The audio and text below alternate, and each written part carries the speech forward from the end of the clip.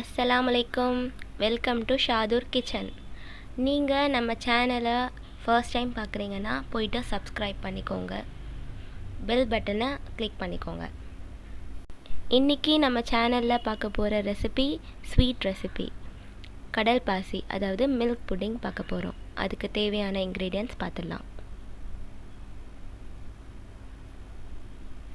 ப்ரிப்பரேஷனை start பண்ணிடலாம் வாங்க. கடல் பாசி எடுத்து தண்ணியில் ஊற வச்சுக்கலாம். ஒரு 5 to 10 minutes ஊற வச்சா கரெக்டாக இருக்கும்.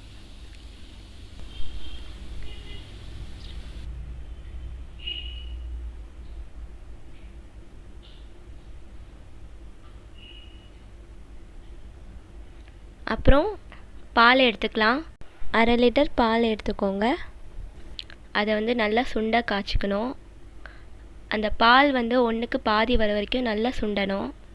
அப்போ தான் டேஸ்ட்டாக இருக்கும். கன்சிஸ்டன்சியும் கரெக்டாக வரும், இல்லைன்னா தண்ணி ஆகிடும். 5 மினிட்ஸ்க்கு ஒரு வாட்டி கரண்டியை விட்டுக்கோங்க, இல்லைன்னா கீழே தீஞ்சிரும். அது நல்லா சுண்ட காய்ச்சிக்கோங்க.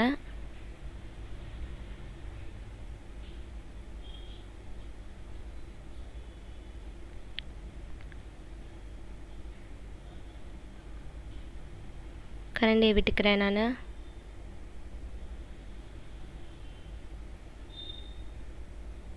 அப்புறம் சர்க்கரை போட்டுக்கிறேன். நான் இன்றைக்கி இந்த டம்ளரில் மெஷர் பண்ணியிருக்கேன்.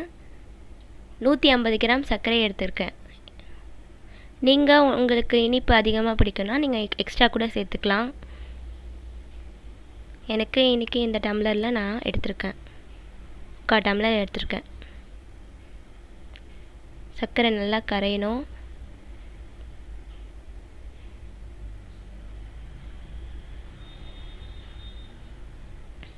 ஒரு டம்ளர் தண்ணி எடுத்துக்கோங்க. ஒரு பாத்திரத்தில் ஸ்டீல் பாத்திரம் எடுத்துக்கோங்க, பெஸ்ட்டு. அதுக்கு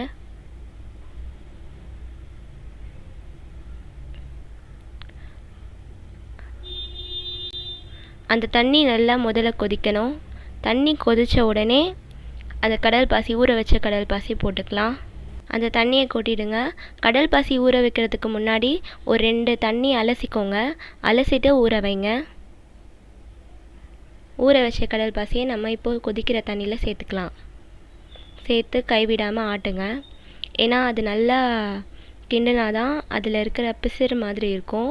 அது நல்லா கரையணும். கரைஞ்சாதான் கடல் பாசி நம்ம பிளேட்டில் வைக்கும்போது அது கீழே அடியில் நிற்காது. அது சப்போஸ் கரையிலனா கீழே அப்படியே அது ஒரு பிளேட் மாதிரி கீழே நிற்கும். அது நல்லா கரையணும். அதுக்கு ஒரு 10 மினிட்ஸ் ஆச்சும் கண்டிப்பாக கொதிக்கணும். கிண்டிகிட்டே இருங்க. இன்னொரு சைடில் பால் பாத்திரம் அது சிம்மில் வச்சு அதுவும் கொதிச்சுட்டே இருக்கணும்.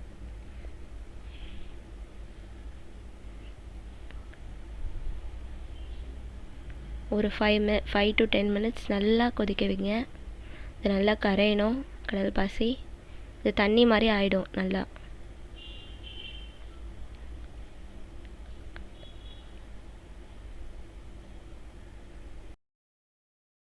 நான் அந்த ஸ்டவ்வுக்கு மாற்றிக்கிறேன். பால் வச்சுக்கிறேன்.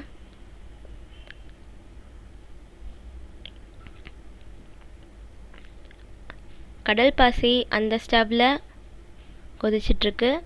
சிம்மில் வச்சுருக்கேன். இங்கே பாலும் சிம்மில் வச்சுருக்கேன்.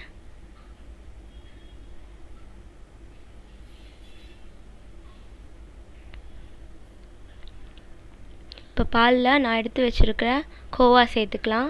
75 கிராம்ஸ் கோவா நான் சேர்த்துக்கிறேன். சுகர் இல்லாமல் கோவா சேர்த்தா கூட பரவாயில்ல. அப்படி சேர்க்கும்போது சர்க்கரை இன்னும் கொஞ்சம் நீங்கள் அதிகமாக சேர்த்துக்கணும்.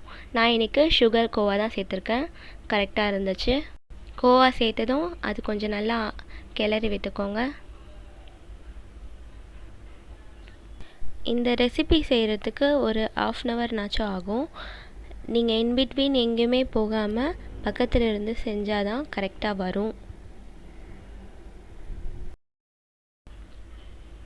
ஸ்டவ் ஆஃப் பண்ணிவிட்டு உடனே சேர்த்துருங்க. கொஞ்சம் கூட லேட் ஆகக்கூடாது. உடனே பாலில் சேர்த்து அது ஒரு 2 நிமிஷம் கொதிக்க வைக்கணும். அது கரண்டியை விட்டு கிளறிக்கோங்க. மிக்ஸ் ஆகணும், எல்லா இன்க்ரீடியன்ஸும் மிக்ஸ் ஆகணும். மிக்ஸ் ஆனதுக்கப்புறம் ஒரு பிளேட்டில், அகலமான ஒரு பிளேட்டில் ஊற்றிக்கோங்க. ஸ்டீல் பிளேட்டில் ஊற்றிக்கலாம்.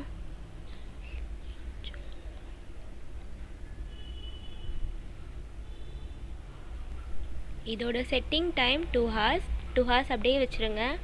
2 ஹவர்ஸ்க்கு அப்புறம் இது கெட்டி ஆகிடும். எடுத்து நீங்கள் கட் பண்ணி சர்வ் பண்ணிக்கலாம். நீங்கள் எடுத்து வச்சுருக்கிற ட்ரை நட்ஸ் என்ன உங்களுக்கு பிடிக்குதோ அந்த ட்ரை நட்ஸ் எடுத்து நல்லா ஃபைன் சாப் பண்ணி மேலே துவைக்கலாம்.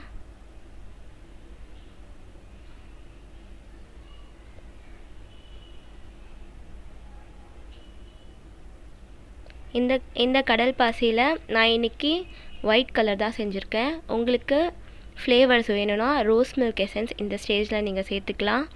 நட்ஸ் சேர்க்குறதுக்கு முன்னாடி சேர்த்துக்கலாம். நம்மளுடைய கடல் பாசி ரெடி. தேங்க்ஸ் ஃபார் வாட்சிங். Keep support us.